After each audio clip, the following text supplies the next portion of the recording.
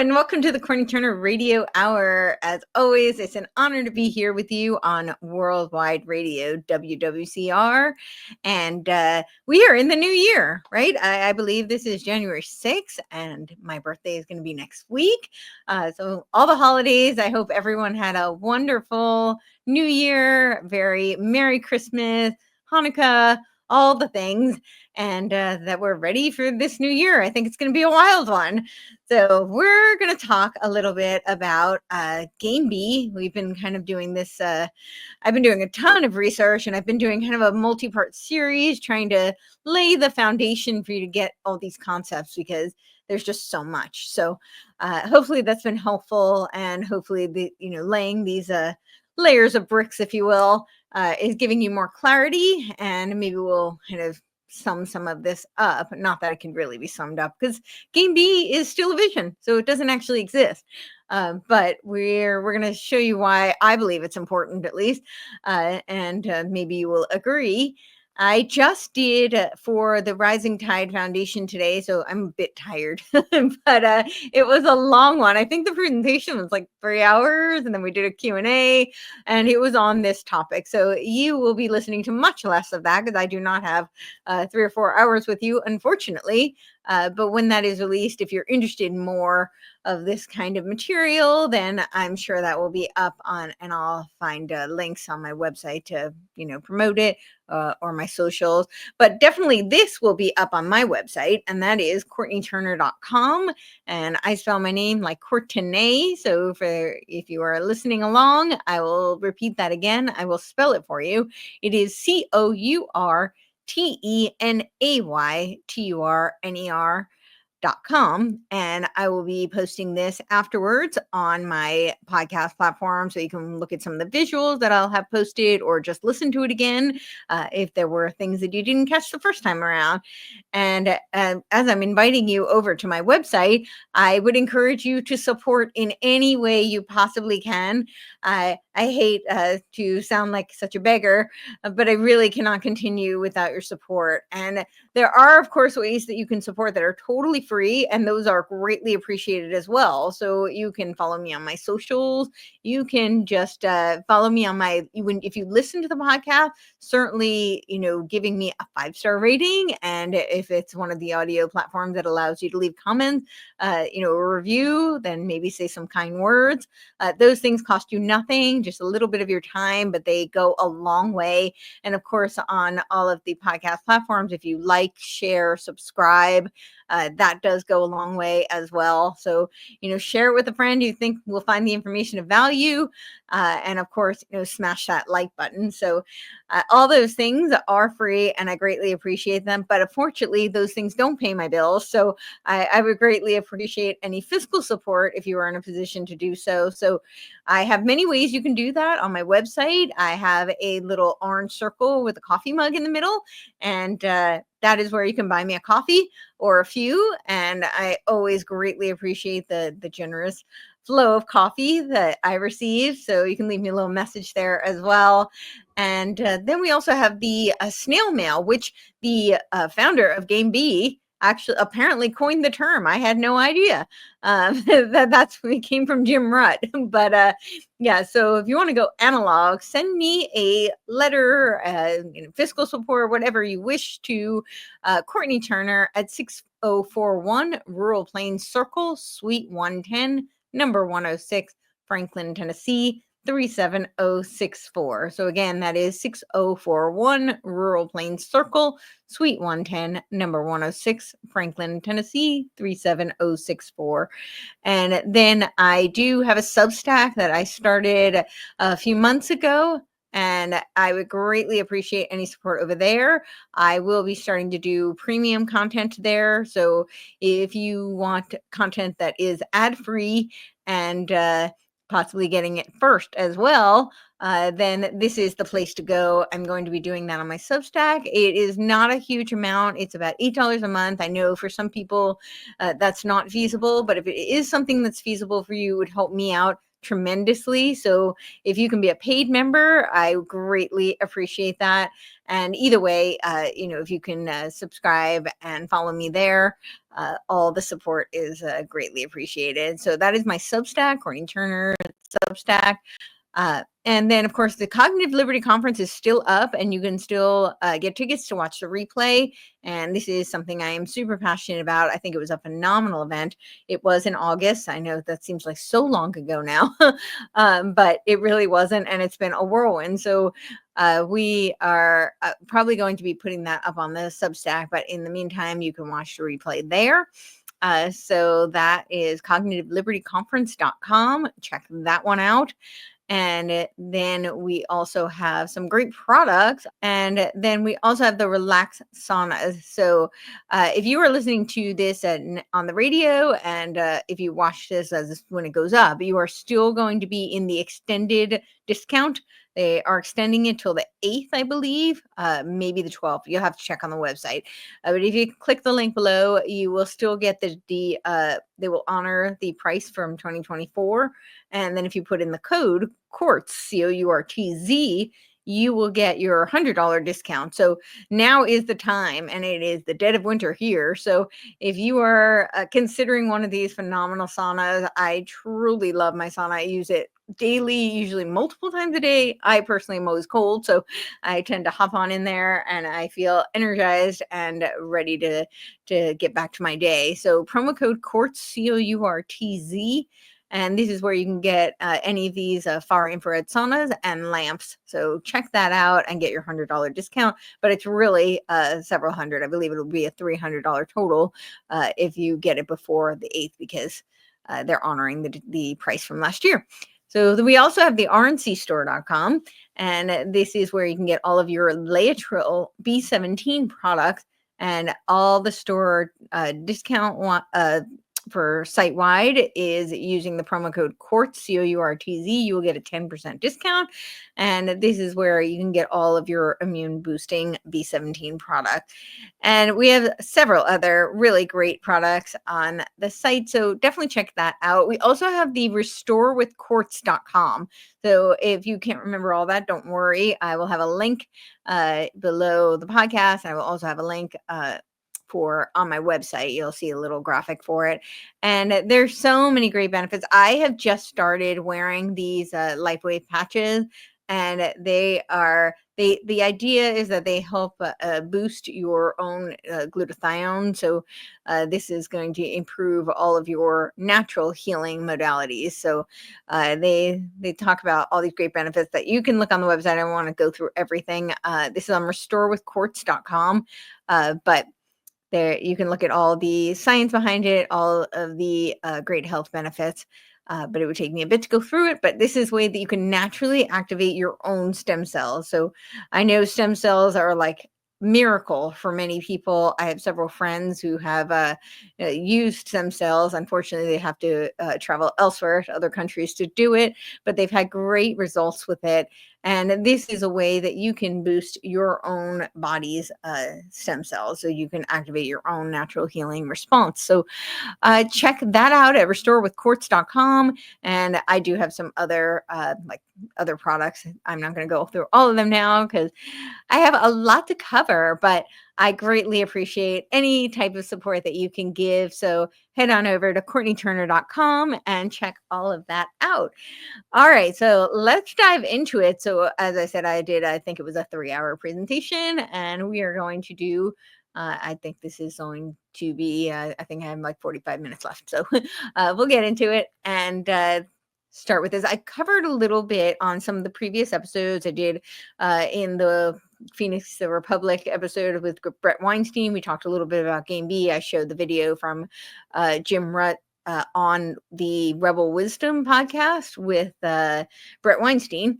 And we showed a clip from that. So he talks about kind of the inception of Game B. I also did a whole video about no map technology. And we're going to get back into a little of that because I found some stuff from the old Wayback Machine that is pretty interesting on no map.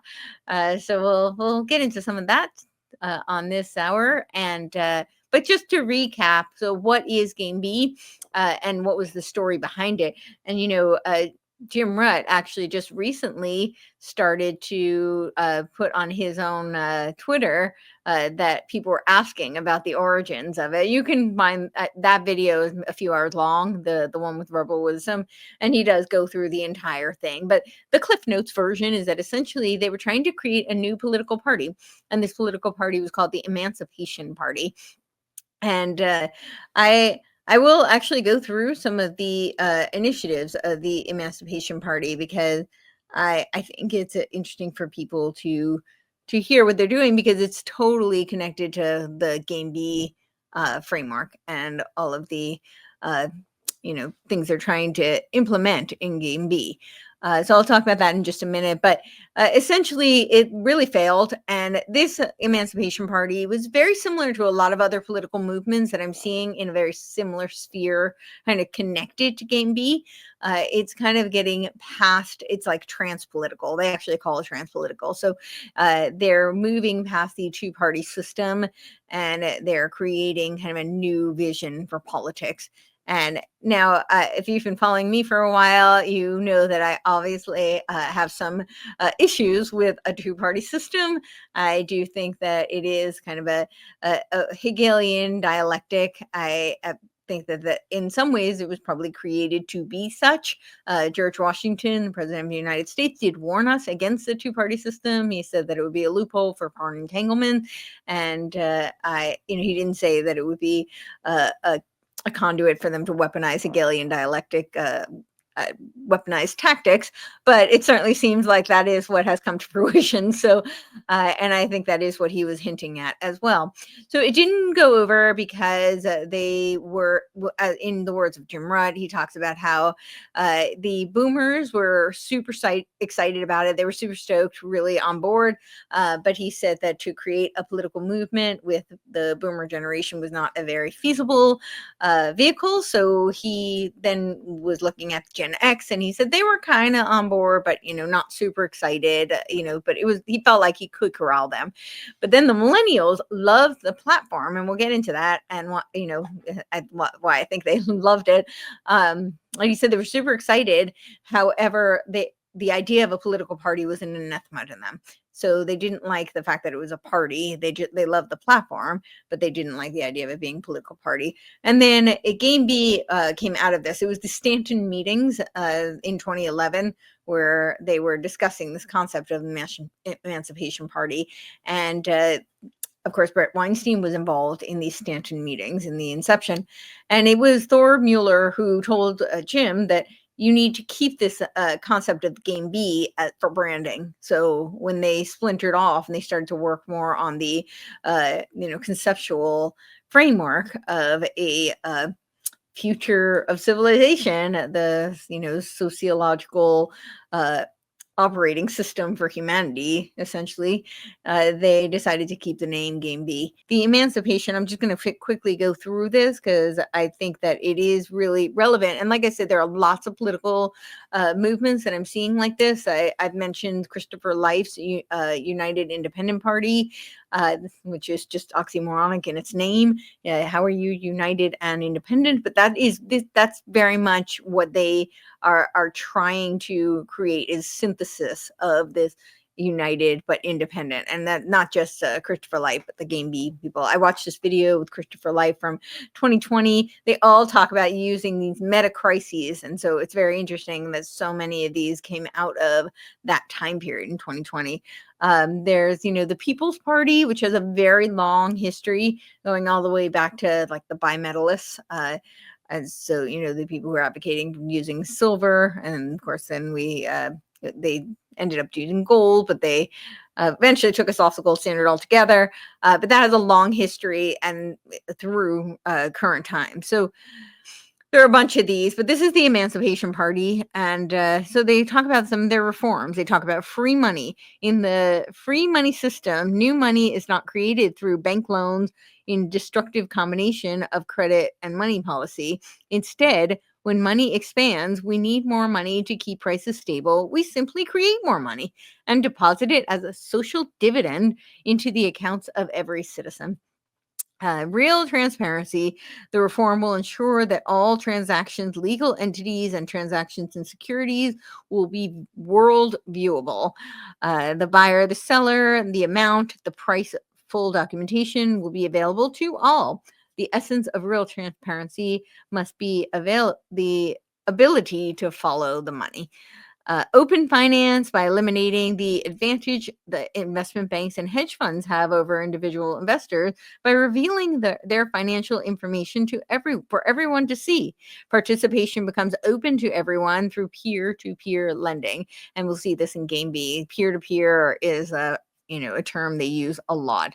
Crowdfunding and simplified security market. This is open finance, and we see this in Game B. There's a lot of crowd sourcing.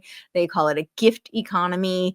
They have a lot of terms for this new economy that will be in the Game B framework. Of course, they say it's not about economics, and yet they have lots of ideas on economics. The smart tax. With one exception, we will eliminate all loopholes and deductions from the tax code. We will entirely eliminate the concept of capital gains tax by eliminating two-tier taxation altogether. I wouldn't mind them eliminating capital gains. We will eliminate the payroll tax and shift taxes from the estate to the beneficiary. Clean democracy. Clean democracy responds to our sullied system by creating a new kind of money, political money, $8.50, which will be deposited into the account of every citizen every month and which can only be used for political purposes, proposing strict divide between public and private benefit and substantially curtailing any lobbying activity by former elected officials. Citizenship wage. So this is essentially a UBI, and Game B proponents do advocate for some sort of a UBI. I think it's going to get very interesting when we start to look at the technologies that are involved in Game B, because now it's going to look a lot like if you followed me talking about the AI World Society, where of course they're talking about a UBI, but they call it a social value reward system, and they say that that's modeled after China. Social credit system, but it's not a social credit system, it's a social value reward system. And that's very much what I think is going to happen with, or what they're envisioning with these Game B technologies. But now we're talking about public-private partnerships. We're not talking about a central bank digital currency necessarily, but you can still be locked out of a private digital wallet, right? So there's definitely something to be I think aware of in that regard. And if you followed me talking about the network state, I think this all funnels one into the other. So they say that this reform will establish a non-taxable citizenship wage of about $8,000 per year per adult. I don't know what we do with $8,000 per year. The citizenship wage will replace all and eliminate the need for means tested poverty transfer program.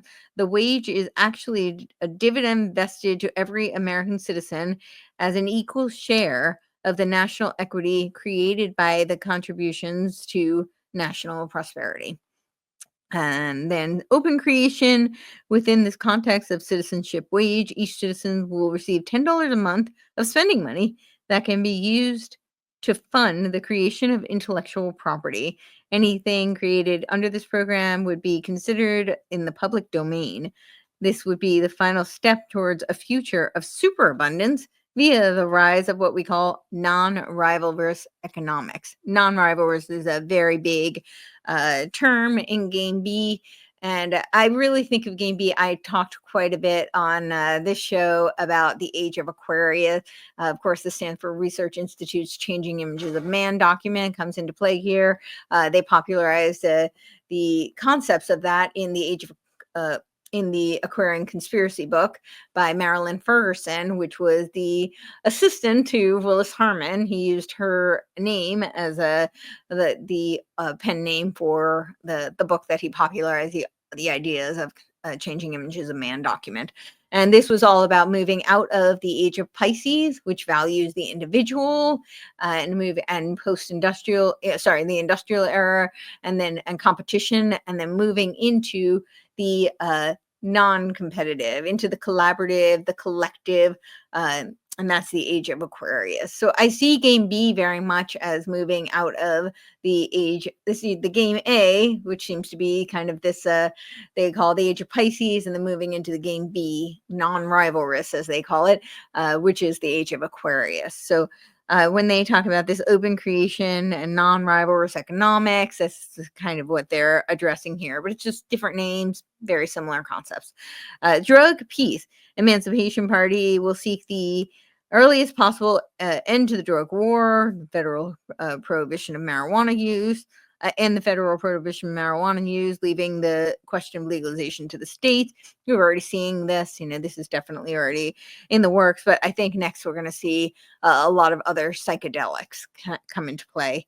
And then, of course, universal healthcare, which I don't really need to read all of that. And you can read much more about it on the emancipationparty.org site, and that will give you, if you are interested in looking at more. And I think it is very relevant to the Game B platform, so you might be interested. Let's look at the Game B website. Let's start with Game B Home, and I actually don't have access to this. You have to request to join, and I actually did request to join. I have not been accepted yet, and so then when we start to look at some of these things, like this is what we're looking at. You're going to have to be accepted to the click, and then they will be able to set the parameters within that click, and the technologies will be programmed to accept, deny, and you will have various privileges or those revoked, depending. So I think this is just, a little preview of that. And then the first quote they say is from Ilya Prigogine, or Prigogine. I don't know how you pronounce the name. But he says, when a system is far from equilibrium, small islands of coherence have the capacity to shift the entire system. And I won't elaborate too much, but if you recall my episode on the network state, this very much describes that vision. I think this quote kind of harkens to that. We are gaining the power of gods, but without the love, wisdom, discernment of gods, that is a self-extinctionary scenario. They very much envision that game A, we are headed for self-destruction and extinction. And so welcome to game B, a transcontextual inquiry. And that term was very interesting to me. We'll discuss it in a bit. But Nora Bateson, apparently, who is the daughter of Gregory Bateson, also a member of the Club of Rome, and a filmmaker who helped develop this film, Initiation in Game B, which I'm going to play a little clip from. But she uses that term a lot. So, and apparently she has a whole foundation that's dedicated to it. Into a new social operating system for humanity. Game A is what got us into this time of meta-crisis and collapse. Now, meta-crisis, remember when we talked about the cosmoerotic humanists, and they're always talking about the meta-crisis. Now, if you remember, Saul Alinsky, they talk about never let a crisis go to waste. This is kind of a common theme here. So, and they might just need to create that meta crisis as well. But they certainly will usurp the opportunity to create the emergence of a new framework if such crisis should arise. So game B is what emerges in response. Come play with us as we learn to become wiser together, gain coherence, and begin to move towards a new social operating system, emphasizing human well-being and meta stability, and build on good values that we will be happy to call home, and we will be proud to leave our descendants. A couple of things I just want to point out in that is, of course, they phrase it, this is a game, right? So it's very much appealing to like video gamers and of course, like, the metaverse, virtual reality, VR type games. And so this is, I think that they are conditioning people to want to be invited into this sort of a framework. Then they talk about game coherence, and you'll remember I talked about Barbara Marx Hubbard and how she was behind HeartMath, and HeartMath is building global coherence through our resonance of our electromagnetic field with our heart. So I will just say, of course, all of this does have uh, it has some foundation in science. It's rooted in some sort of scientific merit. We do have electromagnetic fields in our heart. Some people, when they say like people are magnetic, some people actually have a stronger electromagnetic field or a further range of electromagnetic field. But they say it's up to 12 feet. And so HeartMath is now working on how we can have global coherence. And of course, Barbara Marx Hubbard was talking about how exciting it would be if we could create this, global coherence for the world. And now they're talking about global heart-brain coherence. So this, to me, sounds like they're looking to use technology to build the noosphere. I don't really know how else to perceive it. But then also well-being, and who's determining what that well-being is. But of course, the UN and all of those, NGOs, acolytes are talking about well-being economy, which is this incorporation of like everything is integrated. Your emotional health and your financial health is tied to the health and well-being of the animals, right? Metastability. And so then let's go over to an introduction to Game B. And this is where we have right on the Game B wiki page. Of course, we have an opening from Stuart Brand. This is his Whole Earth magazine. And this was in 1968, this was the introduction to the Whole Earth magazine that he launched. He says, "We are gods. We might as well get good at it." And then in 2015, he says, "We are gods. We better get good at it." So Stuart Brand is also he's very active today. He's got the New Long Foundation, and this is in partnership with Kelly, and they've done a lot of collaborations with people like Jonathan Haidt. There's several podcasts you can watch on that, but he's done many speeches for this foundation. So what do they say next? They say Game A is everything humanity has been doing for the past 10,000 years. Now we are coming up against hard limits. The existing order is breaking down. Game B is whatever is going to come next. And then they talk about the Game B is community. And I think when they say Game B is community, they're really indicating communitarianism. That's very much what it looks like, a technological communitarianism. And I've done several shows on this concept. I did one pretty long one with Lark. So if you're interested in that concept and learning more, definitely check out my episode with him. And then, so it also reminds me a lot of the network state. There was a couple of concepts in here.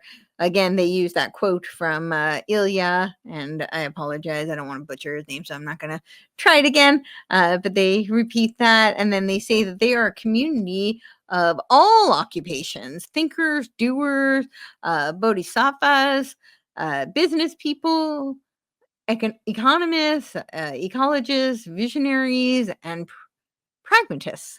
They're working together to create islands of coherence. This sounds a lot like the network state to me. That grow to become a great attractor.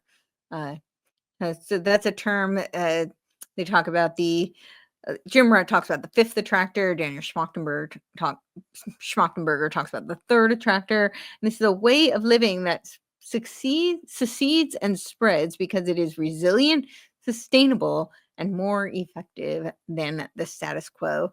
And so, of course, these terms, resilient, sustainable, are, words that we hear from NGOs like the UN, World Economic Forum, very often. And they, of course, redefine what a lot of these terms mean. Jordan Hall, who is one of the early proponents of Game B, has a whole article on his Medium channel called Deep Code.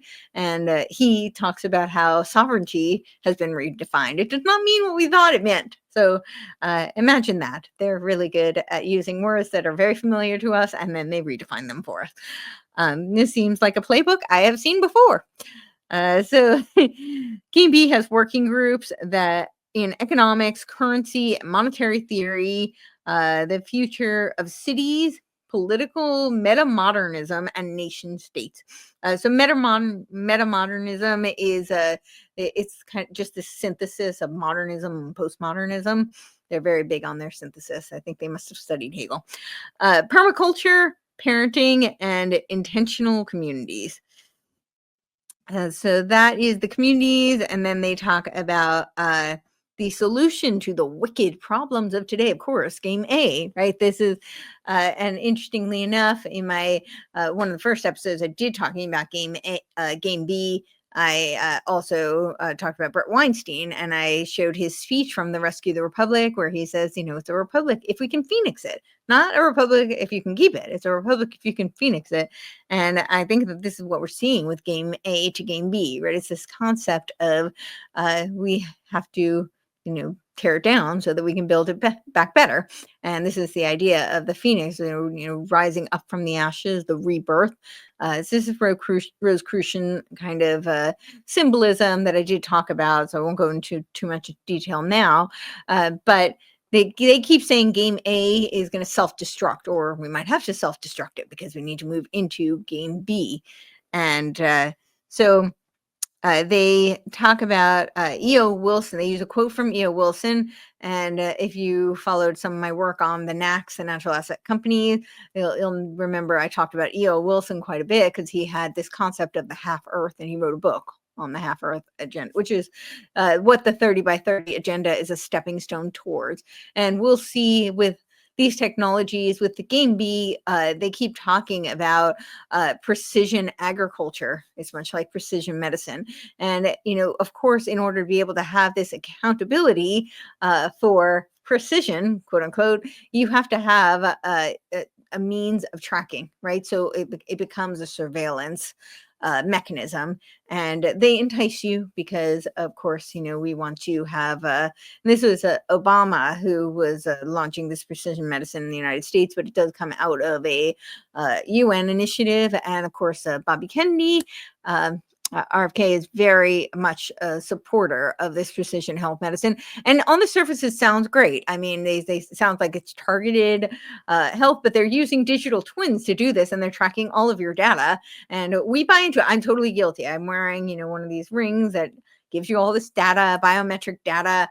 And they've got big plans for this. So, I'm not saying that that having data isn't a good thing. It can be very helpful to people, and there's a lot of good that can come of it, but there's a lot of problems with this precision medicine, just like there's a lot of problems, I think, with this precision agriculture. And I've talked extensively about that on several episodes when I was talking about the climate smart commodity projects and the natural asset companies. So go back and check that. But it is all about the Internet of Things, and of course, it's connected to the Internet of Bodies, which is connected to the Internet of Nanobio thing. And this is all outlined in the AI World Society. So you can look at that too.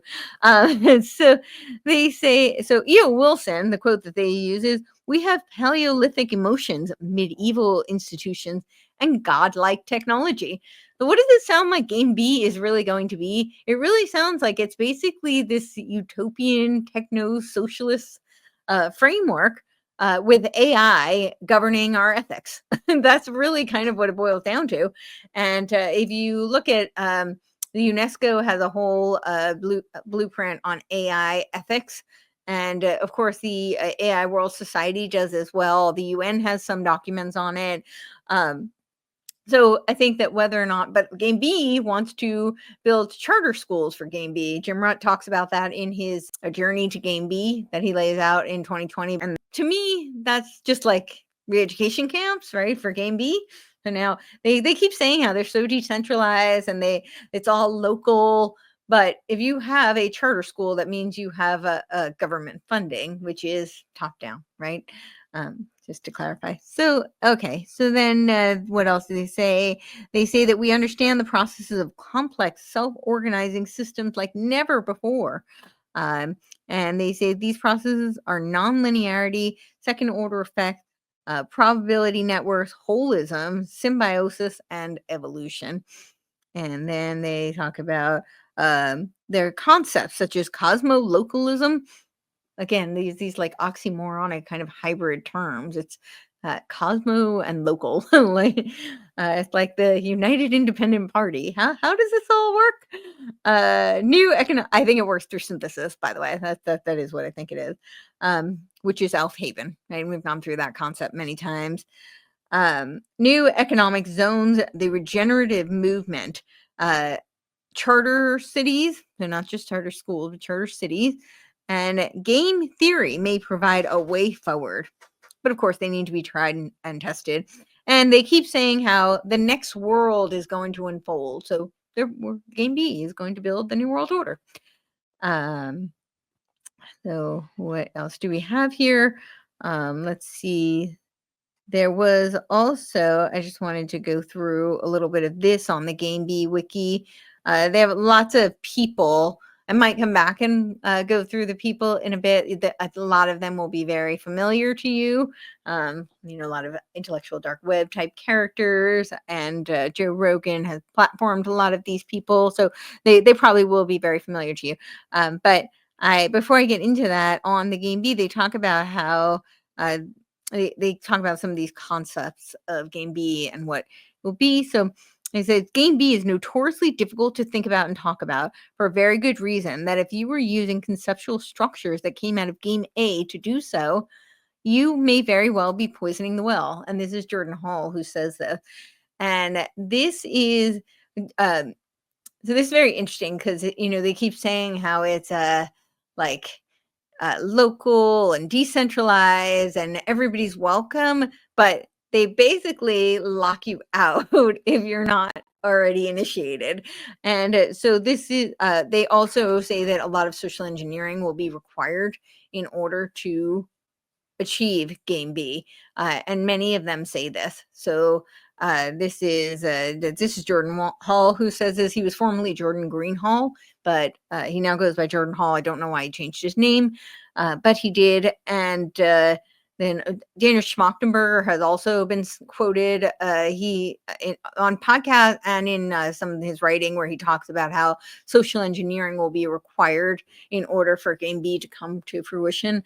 So this seems to be a common theme. And then we're going to see a little clip from Jeff Gomez. And he basically says that he talks about how we have to Trojan horse Game B through entertainment. So that's interesting. Game B is a metic tag that aggregates a myriad of vision, projects and experiments that model potential for future civilization. The flag on the hill for Game B is anti-fragile, scalable, increasingly omni-win-win civilization. This is distinct from our rivalrous Game A civilization that is replete with destructive externalities, power asymmetries that produce existential risk. Yet Game B is not a prescriptive ideology or an ideology at all. This kind of reminds me of when Blavatsky talks about evolving perennialism and theosophy, and how it's not a religion, it's not a philosophy, it's just an all is welcome. Everybody, it's just a big soup, just all come into the soup. But then she very clearly goes on to say how it's diametrically opposed to Christianity and diametrically opposed to traditional Judaism, although we welcome Kabbalism, Judaic Kabbalism. So kind of seems a little reminiscent of that, but maybe I'm wrong. While the eyes of Game B players may be fixed on the same flag, the hills are multitudes, and the flags sit atop each, and no player individually is equipped to map out a route in advance. Rather, Game B players gather together to feel their way up each hill with their toes, sensing for the loamy, untrodden ground beneath them, slowly inching forward, listening for the signal from one another, adjusting to at each step to orient themselves towards the flag that is barely visible. In this way, just like a game, Game B describes the modus operandi as it is much as a goal, although now the former can be brought into sharper focus than the latter. So I'll go through a couple of the things that they outline here. They say defining Game B would precisely suffer from the reductionist Game A tendencies, right? They keep saying we need to wipe out Game A. However, they really want to extract from Game A because they're extracting all the technologies from Game A. So we'll see this. So to me, sorry, just to say that to me it looks a little bit more like, again, a synthesis, right? Synthesis of the pre-game A and then Game A, and that's how we get Game B. Looking at the constituents of Game B from multiple angles might help elucidate the concept. Here are some different constructions that point to Game B. Game B is the flag on the hill for the omni-whim civilization that maximizes human flourishing. Human flourishing is a concept that they keep bringing up, and I think they also have like an actual page that links to that on human flourishing. Game B is the environment that maximizes collective intelligence, collaboration, and increasing omni-consideration. Game B is building or developing the capacity to navigate complexity without resorting to complicated systems. Game B is establishing coherence with complex systems. Game B is a meta protocol for hyper collaboration. Game B is the infinite game where the purpose is to continue playing. So yes, we're just going to be perennially locked in this game. But Game A is a finite game where the purpose is to win. We're moving out of the age of Pisces into the age of Aquarius. Game B is theoretically optimal condition for creative collaboration and thus maximal innovation. Game B must orient primary innovation capacity towards cultivating individual and collective sovereignty. Okay. Must foster awareness of how choices show up and decided more than it augments individual collective power. Game B is a new mode of societal, economic, political, organization that leverages people's authentic long-term interest towards a healthier, more cooperative society, improved well-being. A Game B system is any cooperative, mutually beneficial system that can outcompete exploitative adversarial systems through manifest appeal and willful voluntary participation. So I won't go through the rest of this here, but this is just on their Game B wiki, and it's where they go through the discussion. So you can scroll through and look through all of that. There's some really interesting concepts that will give you more clarity, I think, to this whole concept of Game B. Things like the evolutionary backdrop of Game B. And so it's worth noting that a lot of these do come from, this is like the Barbara Marx Hubbard evolutionary leader type of space. We are running out of time. I don't know how this always happens. So I want to play this video from the film, and then I'm going to play a little clip of them talking about it. So it's going to be kind of one right after the other. Let's play the clip from the film. And it's a longer film. So like, I think 18 minutes, maybe almost 20 minutes. So watch, if you're interested, go to the STOA page and watch the whole thing. But here's a little clip from it. So. Oh, is this Game B? The story of Game B is not yet written nor guaranteed, but its potential is real. Now more than ever, the world needs our creativity and stewardship to create the conditions for life to thrive. The challenges that face humanity are far too complex for one person or tribe to fathom. The crises we see, ecological, political, social, and educational, are interconnected. To face this meta-crisis, we must consciously revitalize our tribe's special ability to adapt quickly with the co-creative strategy of culture. And we must do so in a bioregional mesh network across the globe. Restoring this co-creative engine to the human tribe will once again allow cooperation to outcompete competition, leading to an exodus out of Game A. Therefore, by the rules of Game B, the meta-crisis cannot be solved by a single tribe or ideology. The key is to expand our intertribal cooperation to the global scale, and for this, we will need open and decentralized access to our Game A technologies, along with a culture rejuvenated by wholeness. Nature creates humans, humans create technology, and technology must be used to support the integrity of nature. Game A's strategy of driving rivalrous innovation and production while continuing extraction must come to an end.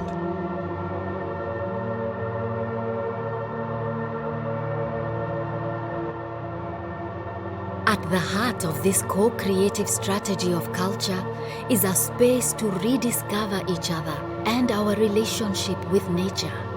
As we learn about our role as stewards, we will revive the principles of wholeness and regeneration. Like our own bodies, the Game B tribe must protect the heart. We start by acting locally while thinking globally. Like our nomadic ancestors, our economies become bioregional. This time, however, they are interconnected by a global mesh with the assistance of our technology. Tribe selection is the driving force of human evolution. What will distinguish us from our nomadic ancestors is our cooperation on all scales, from the individual player to the neighborhood, to the village, to the tribe, to the city, to the bioregion, to the globe, and someday across the galaxy. Like the fungal networks beneath our feet, a rich system of channels for cooperation and movement will enable us to respond to the global challenges we face. The work required to achieve this vision is today incomprehensible. But it is time to play. Every day you must return to the symbol of wholeness to loosen the parasite's grasp. By keeping your wisdom centers open, you can let go of your conditioned ways of being. Lead with your strengths and find others who are committed to do the same. Make sure that your tribe has strengths in all three forms of wisdom and that you respect each other's roles. Then and only then can you start to play Game B. There is a future of thriving that awaits us. It would be a shame to miss it.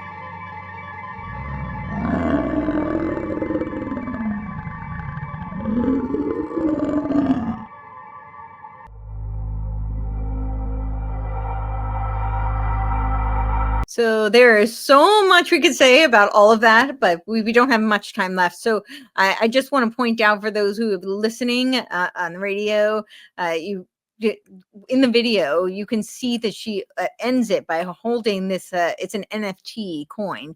And they do on the Game B Film website, they have NFTs that you can purchase. So they're already building this currency essentially, right, for that community. And I think that is just really interesting because that is where this all seems to be going. They do talk a lot about the Web3 technologies, the holochain, the tokenization, and I think that's kind of what that is building to. I wanted to point out because we are running out of time, but there was when I looked up the post. What is it? This sorry. So I had looked up this term because it's one of their like buzz terms, and they talk about like how it's a post-transitional system. And this is on that Game B wiki. Jim Rutt actually has this on when he talks about like transitioning from Game A to Game B. And then Jordan Hall talks about it in his platform on the deep code. And so this is like a theme that they keep talking about, how it's post-transitional. But when you look up what that word means, what came up for me was post-quantum cryptography. So this is from the Department of Homeland Security. Actually, that's what comes up when I looked up what post-transitional systems were. So I won't go into all of that, but I thought that's very interesting. And if you're curious about it, you might want to look that up.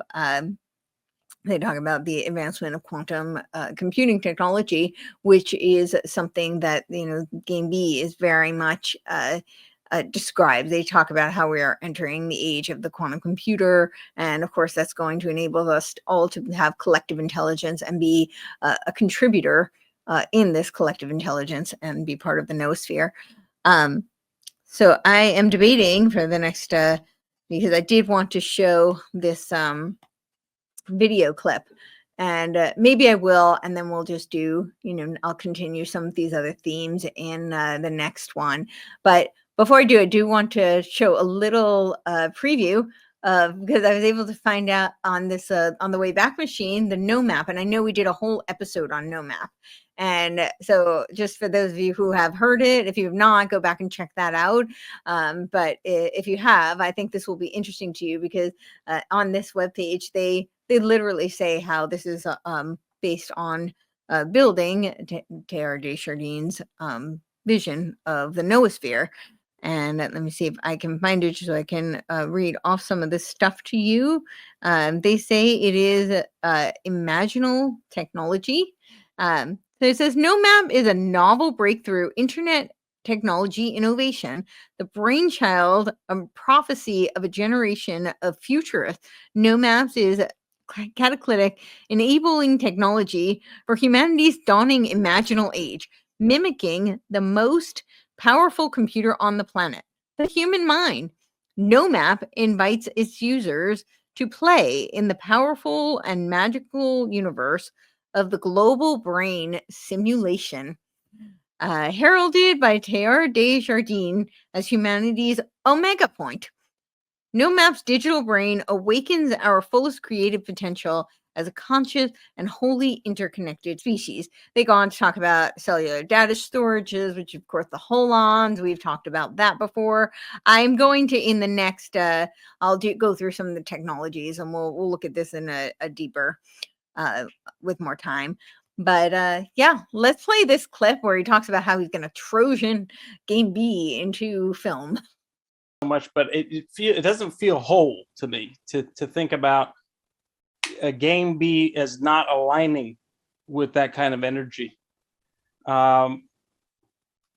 It's funny actually. I submitted this script to Jim the first time, and he was truly shocked and baffled, and then he said give it another round and just see what you can do with it, and I said, well, how about I just write a completely separate film, a completely different idea. And it was very pathic. It was the opposite. It had some extreme kind of existential horror in it, but to me that's got to be part of Game B too, right? I mean, when I said in the beginning this is a protopian vision, it includes the of life, right? So yeah, I'd also like to add that I think a key consideration, remember, we are at the very tiny first baby steps of Game B-hood here. We are tiny. Game A is huge and powerful, and all of us are completely saturated in what we've called Game A malware, right? There's all kinds of in our heads. And, at least for me, when I watch the film, the pioneer's journey is, a whole lot about her kind of going, going back and forth between the possibility of Game A and having possibility of Game B and having all this Game A malware in her head represented by the parasite. And so, this kind of ugliness struck me, at least, as appropriate for a person who's just stepping out of the big and strong game A into the tiny, weak little game B. Any of the other panelists have any thoughts to share on that question? Yeah, I mean, I think there's a lot that we have to think about in terms of conveying these ideas, and the way to do that is a little bit different from the conventional way that we've been telling stories and expressing some of our artwork. I've been talking with Jordan and some of the others here in the room about new modalities of storytelling. You know, instead of the drama of conflict, can there be a drama of reconciliation? The excitement of attempting systemic change rather than wiping out the bad guy, you know, the engagement that can be accomplished with participative narrative. We have technology that allows for you know, dozens or hundreds or tens of thousands of people to contribute to the story, even to be credited for their contribution through things like blockchain. That's really exciting. It affords us new opportunities to convey some of the elements of the Game B narrative. It's really exciting to me. In the past, guys, and I know this is a little Trojan horsey, but some pieces of popular entertainment are responsible really for changing attitudes and conversations about things like race and gender, All in the Family. There was a soap opera that came from South America about a maid who was oppressed and who figured out how to educate herself through night school. And millions of women across South America in the late 1960s started to go to night school. You know, Will and Grace started the conversation in the popular sensibility about being gay.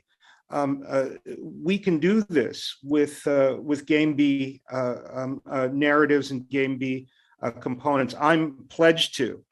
I'm going to tell you right here, I just sold something to the Walt Disney Company, and it is going to be shot through with Game B, you know, and I'm going to Trojan horse that thing right through the mouse's.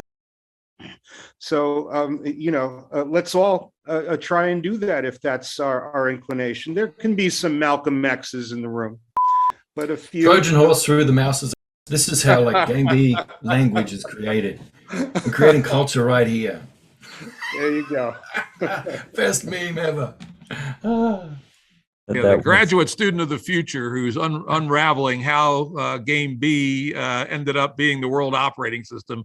That'll turn out to be the pivotal moment in their dissertation. All right. That's the pivotal moment in their dissertation is when they Trojan horse Game B right through the mouse's butt. Yeah. Anyway, so there you have it. I think next time we'll go through some of the economic concepts, maybe some of the technologies, if that's of interest to people, and how we can tie this all together.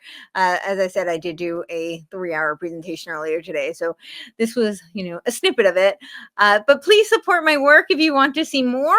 That I can't continue without your support. So that is CourtenayTurner.com. And again, I spell my name like Courtenay, CourtenayTurner. Please subscribe to my Substack. And if you are in a position to do so, please become a paid subscriber. And anything you can do to support, I greatly appreciate. So again, CourtenayTurner.com, CourtenayTurner.com. Thank you all so much for listening.